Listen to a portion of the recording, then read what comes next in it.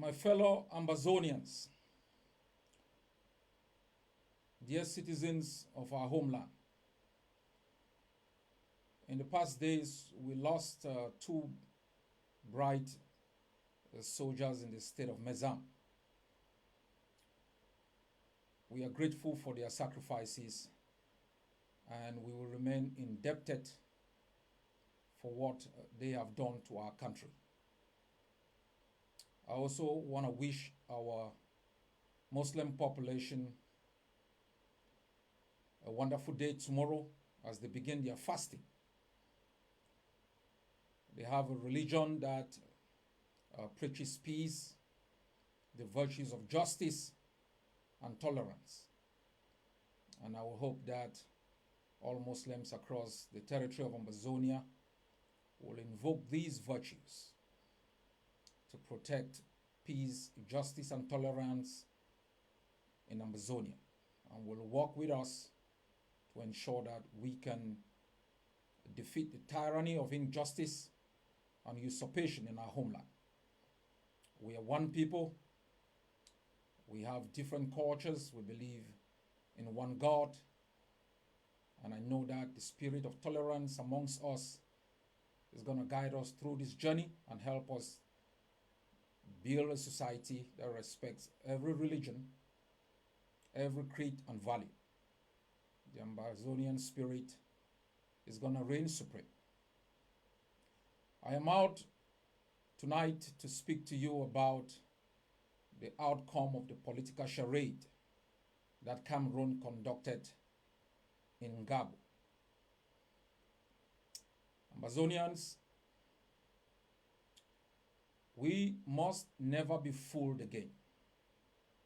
Not by Cameroon, not by the international system, not even by infiltrators and enablers within our midst. The only way we are going to be free is when we don't blink on the core issues that concerns our existence, the protection of our dignity and our territorial integrity.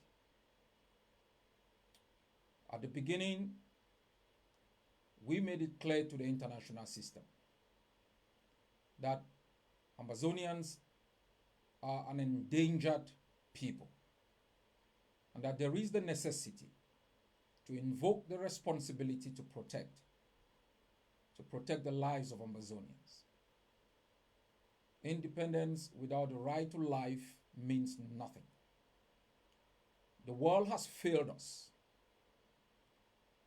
Every other international system has failed us. We must not fail ourselves. We must know that the struggle for our freedom didn't begin 4 years ago. It began so many years ago. And our naivety in the face of challenges has made us to fail every attempt we have made to regain our place in the system of nations. On the 14th of February, Cameroon military forces invaded NGARBUH. There was no resistance. They had recruited militias to join them in their rampage in the killing of our civilian population. They murdered our people in cold blood. Those who escaped were chased out of their homes, hunted like games, killed, dragged in their own blood, put in homes, and the houses set ablaze. At the beginning, top officials from Cameroon totally rejected any accusation of this massacre. When we expose them, they blame it on our fighters. when we mounted more pressure and got the international system to start speaking, they blame it on militias. They have been in denial for close to 6 years. In the past 24 hours, Cameroon has issued a political report accepting responsibility for the massacre, but giving justifications that undermines that acceptance, and moving forward to talk about the building of a military base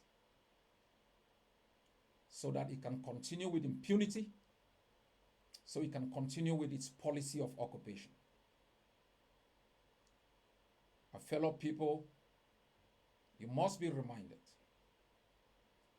that just in 2020, Cameroon has committed 5 massacres, resulting in the death of more than 150 Amazonians. The burning of villages continue. The targeted execution of Amazonians continue. Cameroon has acted with impunity in our homeland. It has committed crimes against humanity, reflected in systematic torture, massacre, indiscriminate killing of our people.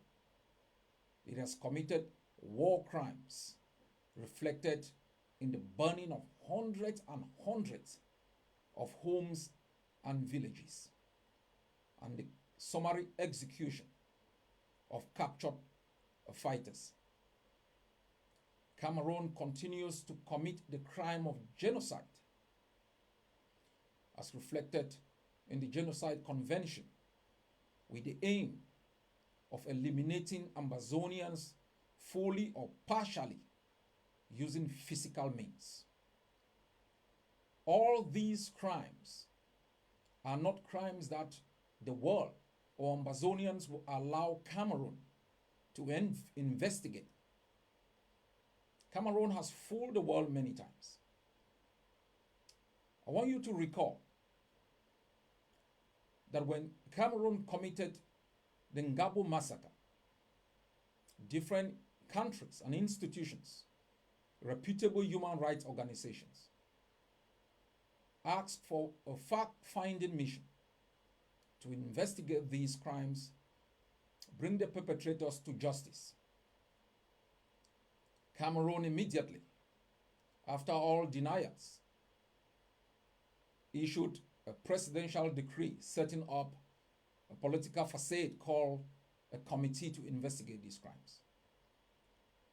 The world let Cameroon off the hook, the same way they did with the issue of international negotiation, when Cameroon showed its unwillingness or inability to address the root causes of the Amazonian crisis and present itself for a kind of a negotiated settlement, even within the context of the continent of Africa. The world called for an international negotiated settlement. Cameroon again deceived the world by moving forward to set up a national dialogue, to continuously manipulate the international system, manipulate its own people, and to think it will continue to deceive Amazonians. The outcome of its so-called national dialogue is the same as the outcome of its investigations on the NGARBUH massacre. Let me say this, and let me say this clear. The crimes of Cameroon are crimes that should be brought at the level of the International Criminal Court. We understand Cameroon is not a signatory of the international, of the status, of the Rome Statute of the International Criminal Court. But Article 13 provides two mechanisms that the world can use to bring Cameroon to the ICC. In Articles 13, paragraph B, the UN Security Council can refer Cameroon to the ICC. It has done this before. In 2005, the UN Security Council referred the case of Darfur to the ICC. In 2011, the UN Security Council referred the case of Libya to the ICC.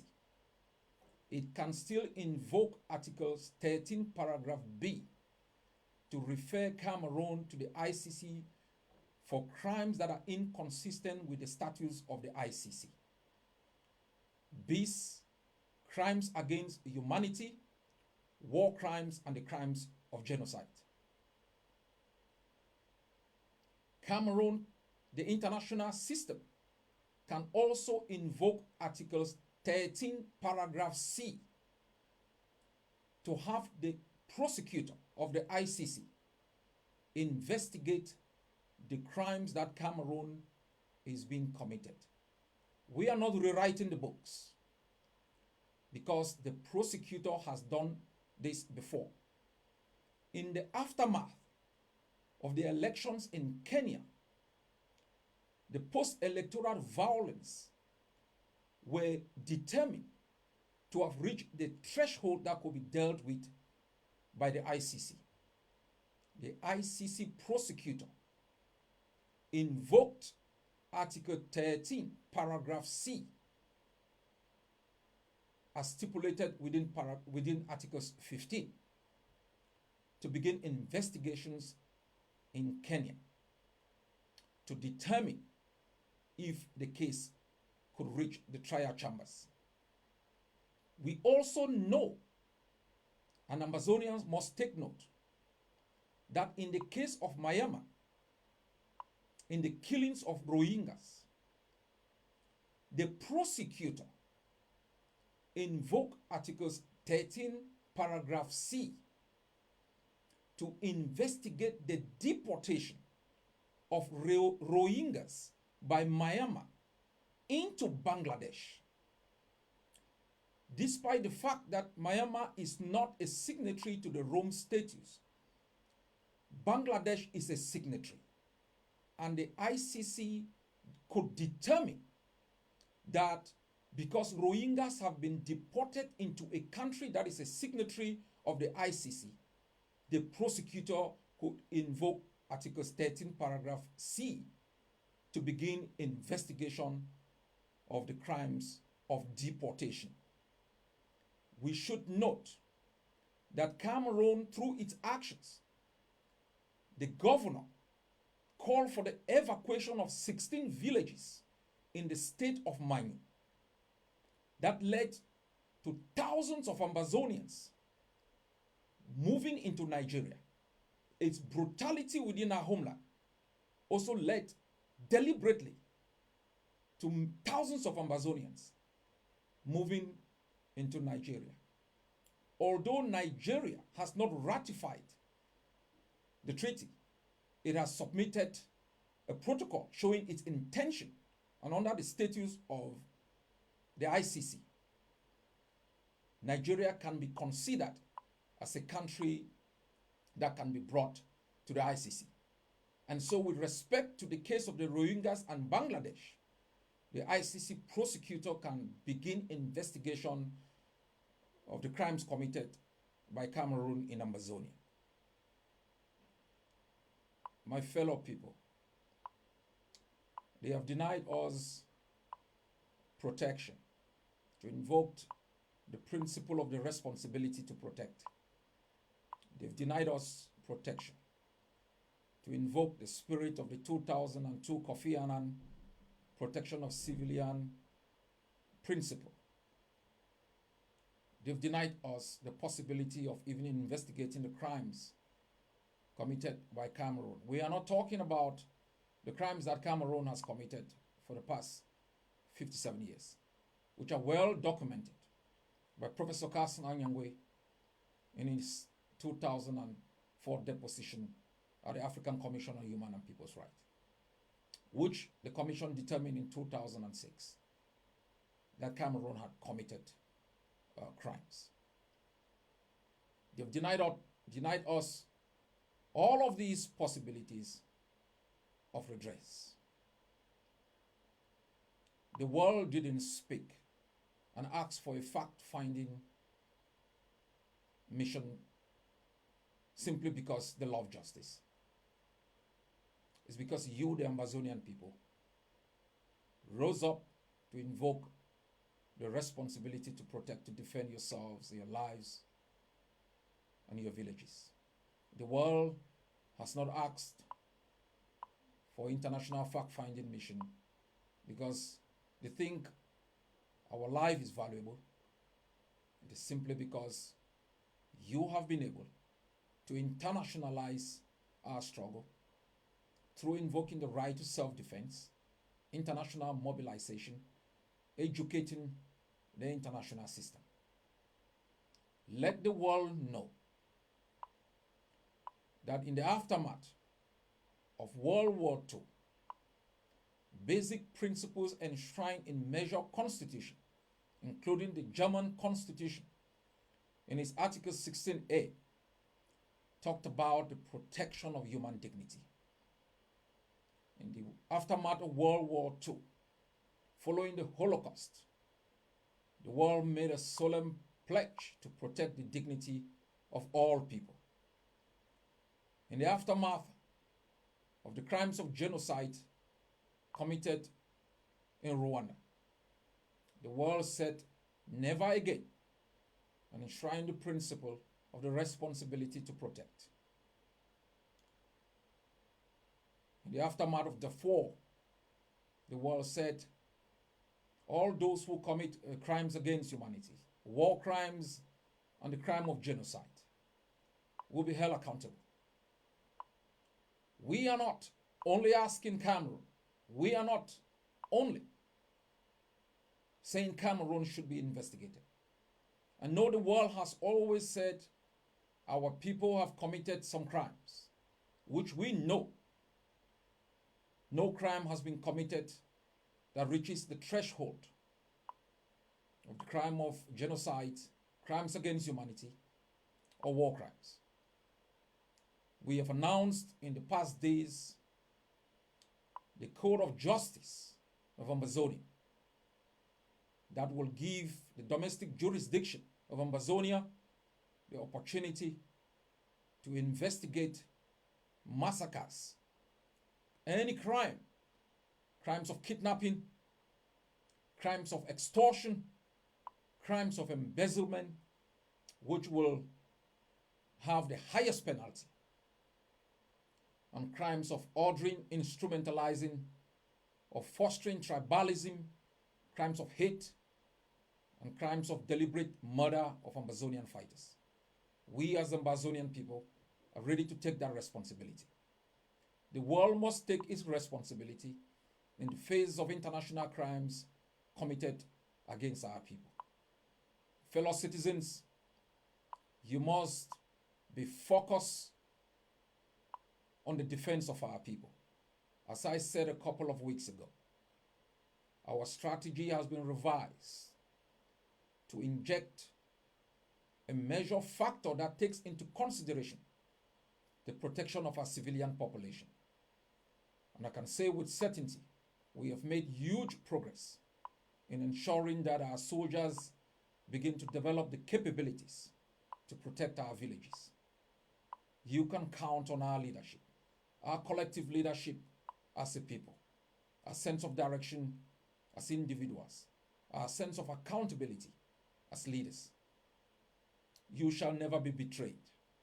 Our experience for the past 35 years have given us the knowledge and the tools to detect infiltrators, undermine them, and prevent them from hijacking your struggle. The contribution of every Ambazonia counts. We do not develop policies that sideline even the dullest Ambazonian. We develop policies based on our experience that protects the integrity of our war of independence and to ensure that the international system and Cameroon do not use proxy elements within our own country to hoodwink our drive towards freedom. Due diligence in the way we conduct ourselves is critical. We face some setbacks. I did tell you before, when we face setbacks, I will let you know. We have faced a lot of challenges, a lot of self-inflicted setbacks. We've identified the sources of these setbacks, and we are now aggressive to make sure we expose and shame those infiltrators who've used the rhetoric of Ambazonia to place themselves in strategic positions, to cause confusion, to derail, abet, and undermine the spirit of the Ambazonian War of Independence.